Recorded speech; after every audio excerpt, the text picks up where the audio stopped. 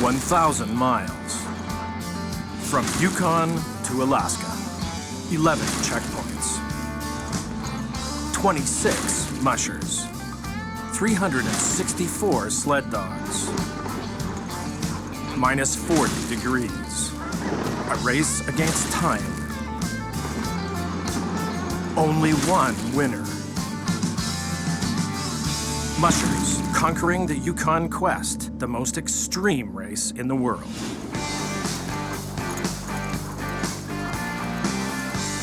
In the last episode, many teams managed to break away from the pack. Unfortunately, that wasn't the case for Normand Cassavin, who is slipping down the rankings. It's 10 a.m. on day 2 at Carmacks, the second checkpoint of the Yukon Quest. It had to be 50 below it. Yeah, probably out there. It's 43 here, so... Right now it's 43? Yeah. Wow. We're taking good job. You need to see stuff? Yeah, did the mandatory gear check. Hugh Neff has run an amazing race from 26th to 1st position. To remain at the front, Hugh might have to revise his strategy. You want to know as you come into a checkpoint what the weather is, perhaps what the weather's going to be like the next day, what the trail's like up ahead. I generally talk to locals over officials or other folks, because the locals have been around for the last couple of weeks and they're going to tell you about stuff. But generally you're going to stay focused. You can talk to folks, but you're going to be working, taking care of your dogs, doing chores. I do have a guy back here called. Hugh is taking his mandatory layover here, so the vets will have ample time to examine the dog. Hopefully, he's able to continue the race. Jeff King arrives 2 hours later in 2nd position. Jeff took his layover in Braeburn, so he is poised to take the lead. Brent Sass is the next to arrive, but he also needs to take his 6-hour layover in Carmacks. The trail from Braeburn was tough on Matt Hall's team. He reaches Carmacks at 1:58 p.m. with 2 dogs in his sled. Matt, curious what happened, how those 2 dogs doing? What's going on? Oh, they're just not up for run at the moment. So there's a pretty heavy load. Each one of those guys is about 60 pounds. So that's they've both been in there for about 5 hours now. So you guys are watching the trackers. We've been going pretty slow. Are they going to be? Sorry, go ahead. Are they going to be dropped? Or are you going to keep them on board? Probably going to be dropped. We'll have to take a look at them and go from there. Any sense as to what caused it? Not exactly. We'll see what they say. After the vet exam, Matt has to drop 2 dogs. He'll leave for Pelly Crossing with a team of 12. C'est pas pour faire de la police, les vétérinaires, c'est pour aider les mocheux, pour s'assurer que les chiens, sont heureux, ils ont du plaisir, puis qu'ils font ce qu'ils aiment, puis qu'ils sont en santé, puis ça va bien. Mais le dernier mot, c'est le vétérinaire qui est là. Fait que moi, si je te dis que j'aime mieux le retirer, puis le mocheux, il dit « OK, c'est bon ». Donc là, c'est son handler avec le camion qui récupère le chien. By midday, teams are arriving at a higher frequency, and the volunteers are busy.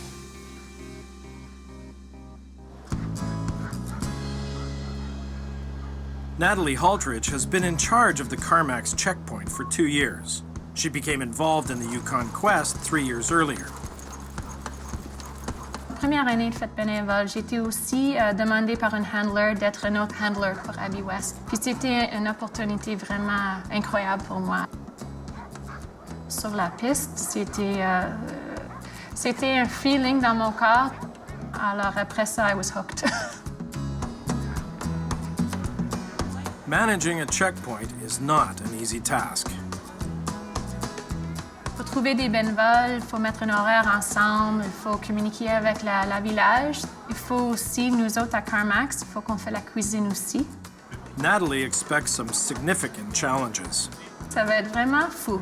Du dimanche midi à lundi midi, Carmacks, ça va être une amusante checkpoint. Je pense qu'on va avoir 15 à 20 bénévoles à chaque moment. 24/7, depuis samedi soir jusqu'à mardi soir. welcoming the mushers, managing food drop bags, straw, water, hosting the public, communicating with the officials, cooking 500 meals. All of this makes sleep harder to find than the work to be done. On a déjà une bonne relation avec Carmacks. Sans eux, ça serait vraiment difficile. Tout le travail qu'ils font, c'est énorme. Oh, they're huge, especially the locals that do it out of the love of being a part of the action, and just, you know, they have a fondness for the dogs, of course. The Yukon Quest is a huge undertaking that requires more than 1,000 volunteers. Many of them are local, but hundreds of people travel from all over the world to help with the event. Normand left Braeburn at 8 a.m. and is about halfway to Carmacks. If all goes well, he should arrive by early evening. Corinne always makes good use of her waiting time. Il y a des avantages à suivre un musher qui finit pas toujours premier parce que en attendant, ben là je voyais les premiers arriver. Je regardais beaucoup leur participation pendant les points d'arrêt. Qu'est-ce qu'ils faisaient exactement? Et là j'enregistrais tout, je prenais des notes. Hugh Neff's strategy is to spend as little time as possible in each checkpoint. I don't like to be around tons of other teams. At the start of a race is just too much chaos, too much stress. For me, dog mushing is all about avoiding the stress. So that's basically what I'm trying to do. The greatest challenge on the trail are the extreme weather conditions. Mother Nature is always in charge, but this year she's really in charge. There's a point where we were over 50 below. When I was covered up, I had tons of snacks. I was basically snacking the dogs every hour and a half, stopping, you know, cleaning their faces. But, you know, I don't think we need to wait for it to warm up. I think this is what we're going to be playing with. Nicolas Vanier's handlers have arrived in Carmacks and wait for their team.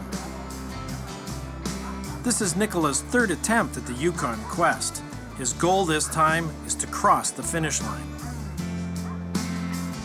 Pour l'instant, ça se passe très bien, comme prévu sur son plan de course. Et puis aujourd'hui, il est reparti avec une équipe en pleine forme aussi. Et on le suit là, sur l'ordinateur, savoir vers quelle heure à peu près il arrivera tout à l'heure. On va pas être dans les meilleurs, donc il veut faire ça easy, comme on dit ici. Et donc peut-être qu'il va encore prendre 5-6 heures de pause à Carmacks aussi. The first teams are lining up to leave Carmacks, but we're still waiting for Normand Cassavant. Day 2, at 4:09 p.m., Hugh Neff is the first to leave for the third checkpoint, Pelly Crossing. It's located 72 miles from Carmacks. Normand's handlers are starting to get concerned. Il y avait peut-être un chien qui était fatigué ou qui avait quelque chose. Il y a peut-être qu'il y aurait des chiens dans le traîneau, mais qui arrivent. Fait qu'il n'y a pas grand-chose à faire, là. Corinne knows the unexpected nature of the trail well enough not to worry about Normand. Puis s'il perd des positions, ben, il aura la chance de les récupérer après Dawson. C'est ça qui est le plus important. Tu veux passer les montagnes de Dawson avec le maximum de chiens possible dans son équipe, puis tout se joue après Dawson de toute façon. Fait que ici, c'est comme un réchauffement de 500 000. Normand is about to arrive in Carmacks. Corinne knows Normand's strategies. They train the dogs together year-round. One thing is certain, his dogs are ready for this kind of test. Even without snow, mushers who participate in the Yukon Quest train their dogs daily to prepare them for the race. We have four-wheelers. We don't run them that far in the summer, but they need that exercise. And then September 1st is kind of our start date. We will put a string of 12 to 16 dogs, and the first day we'll go 2 miles. And it will take longer to put the harnesses on than it does to travel 2 miles. And then we just steadily progress. Maybe in 2 days we'll go 3 miles. And then in a week we'll go 5 miles. And then the next week, you know, we'll go 7.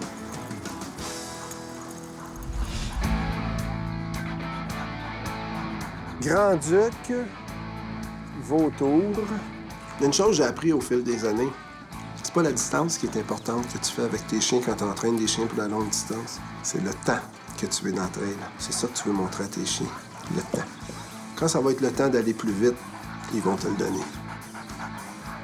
Quand ça va être le temps d'aller plus tranquillement parce que tu montes une côte puis tu veux qu'ils soient forts, ils vont te le donner.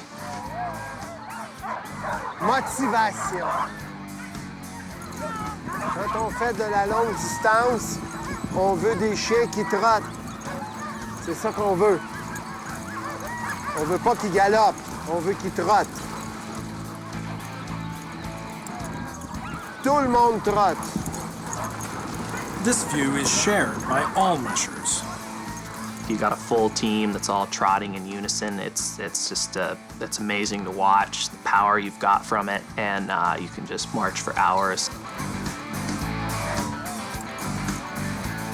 The purpose of this type of training is to prepare the dogs gradually for any trail conditions. It also helps build their stamina.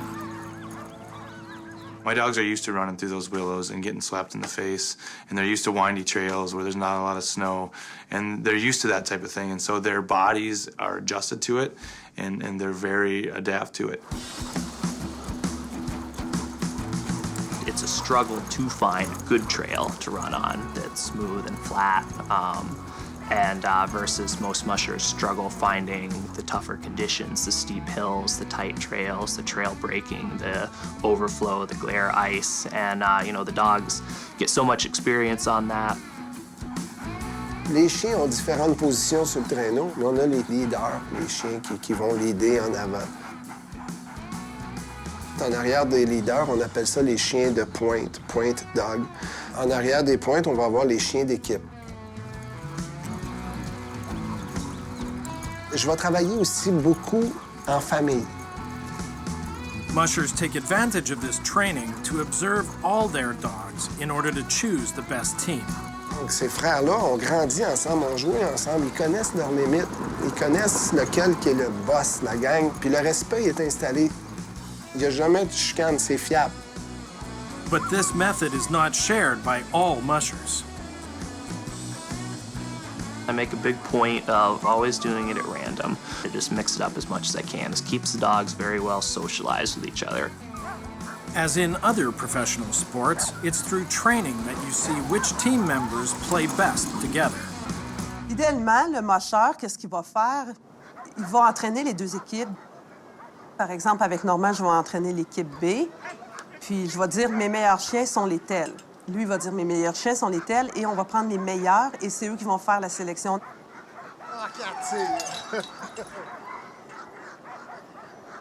L'idéal, c'est d'avoir la chance de piger dans 28 chiens potentiels capables de faire l'équipe, prêts avec suffisamment d'entraînement. Yeah, I'm a coach in the end, and it's really important for me to be observing and watching all the dogs all at once and realizing individual. I have to realize the needs of the entire team and the individuals in the team throughout the entire 1,000 miles. With the dogs Normand is training this year, he's expecting some surprises. J'ai 8 jeunes chiens de 1 an et quart en ce moment. Puis j'en ai 5 autres qui ont 2 ans.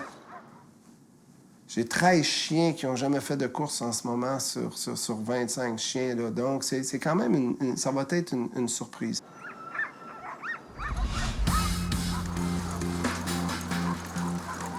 Normand arrives at 7:57 p.m. with 14 dogs.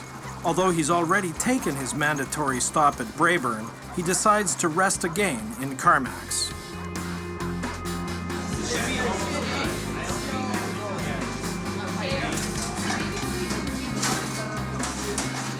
Pas à quelle heure je suis arrivé. Je voudrais rester 6 heures au total. Mettons, j'ai fait 4h30 de sommeil puis 2 heures de frais. Ça me prend 1 heure et demie à peu près pour faire. But Normand is not the only one to fall behind. The minus 50-degree temperatures are taking their toll on everyone. Could this mean we will start to see teams scratch from the race? It's day 3 in Carmacks. The temperature is still hovering at -50. Normand hits the trail at 2 a.m. in 15th position with a full team of 14 dogs. The cold temperatures and poor trail conditions are forcing mushers to drop out. 2 teams have already scratched at Carmacks, leaving only 24 in the race. 72 miles separates Carmacks from the 3rd checkpoint, Pelly Crossing. This part of the trail follows the Yukon River. It's rugged, and the mushers are well aware of the conditions. The rangers have reported accumulations of jumble ice for more than 4 miles. Jumble ice is made up of huge shards of ice chaotically piled on the river. This makes for an incredibly rough and winding trail. Hugh Neff maintains his lead and reaches Pelly Crossing at 1:20 a.m. The ride was hard on his team, and he had to drop a dog at McCabe Creek. He has only 13 left. Hugh decides to take a break for a few hours. Hey, where's the 14th dog? I dropped him. He was the youngest pup, just barely holding on. We're starting to go faster. Where at? Just back here at McCabe. 2 hours later, at 3:10 a.m., Brent Sass arrives at Pelly Crossing. His team is in great shape. The trail conditions have had no effect on his dogs. Oh, it's fun. Didn't break my sled or any dogs, so it was fun. Yeah, it's great. Sled didn't have any problems. Dogs found their way right through it. Brent keeps his momentum and only stops long enough to replenish his food and supplies. 15 minutes later, he takes the lead with 14 dogs. All right, Mason, let's go. Hup, hup. Brent and his team are on their way to the 4th checkpoint, Dawson City. This marks the halfway point of the race. Well, the free, baby! Alan Moore arrives in Pelly Crossing at 4:10 a.m. This leg of the race has been a challenge for his team. It's kind of rough. Rough on sleds, rough on people. But we all got through it. Took my time to get through it, so there you go. Like Hugh Neff, Alan decided to rest his team for a few hours. I am here for too long. Just taking it kind of easy.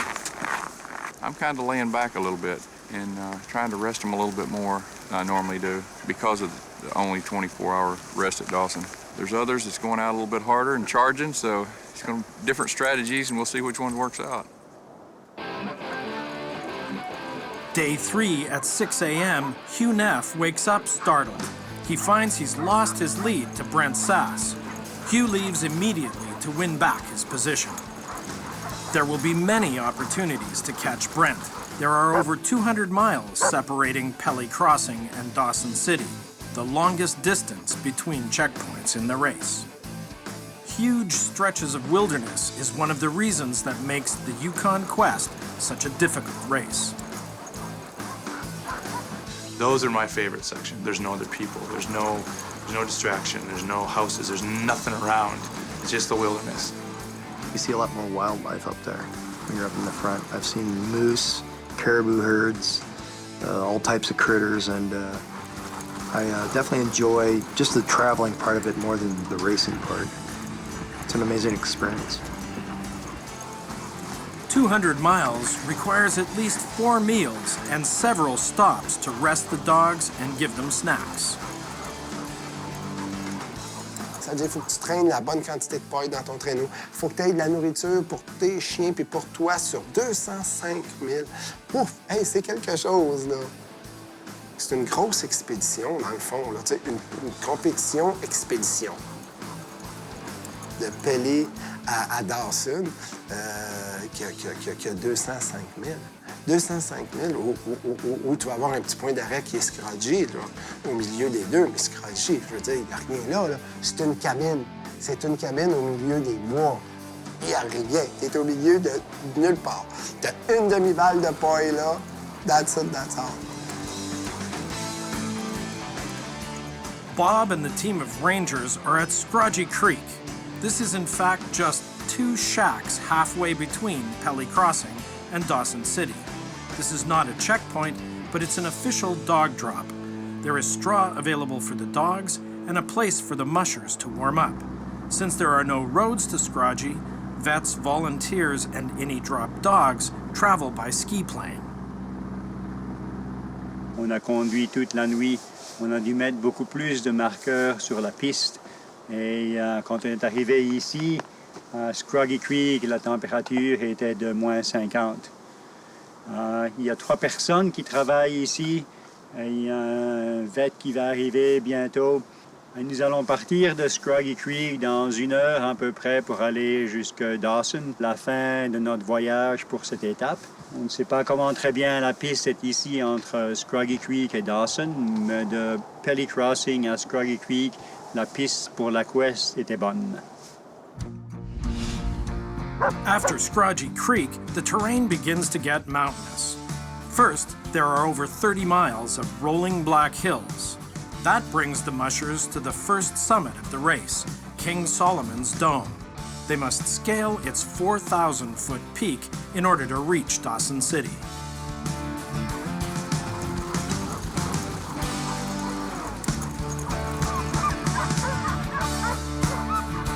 To raise the stakes in the race, the first musher to arrive in Dawson City will receive a 4-ounce gold nugget, valued at more than $5,000. The new gold rush has officially begun.